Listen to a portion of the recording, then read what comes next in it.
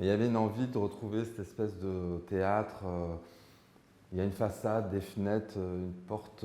et puis on peut tout raconter avec ça. Euh, D'être dans cette espèce d'économie, entre guillemets, de moyens, parce que la scénographie, en l'occurrence, quand même, se déploie, elle est assez grande, mais une économie, ouais, quelque chose de pauvre quand même aussi, quelque part, de ne pas rechercher une originalité, mais plutôt de trouver les trucs qui pourront être jouants, qui pourront être des supports de jeu. C'est aussi de mettre un peu en œuvre un peu cette confrontation qui est entre l'ancien et le contemporain,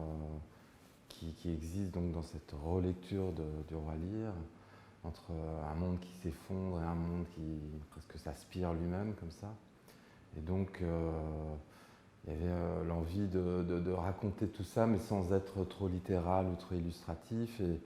et aussi de trouver un moyen de raconter tous les lieux et tous les espaces qu'il y a dans cette histoire sans avoir à tous les produire. Et en fait, au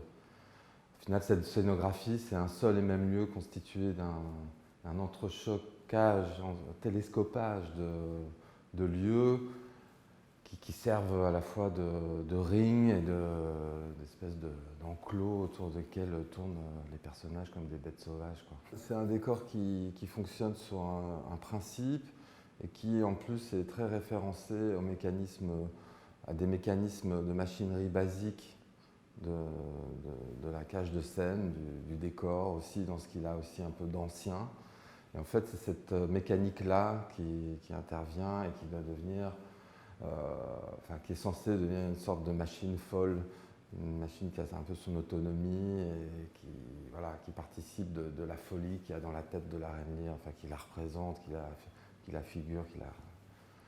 qui la concrétise aussi.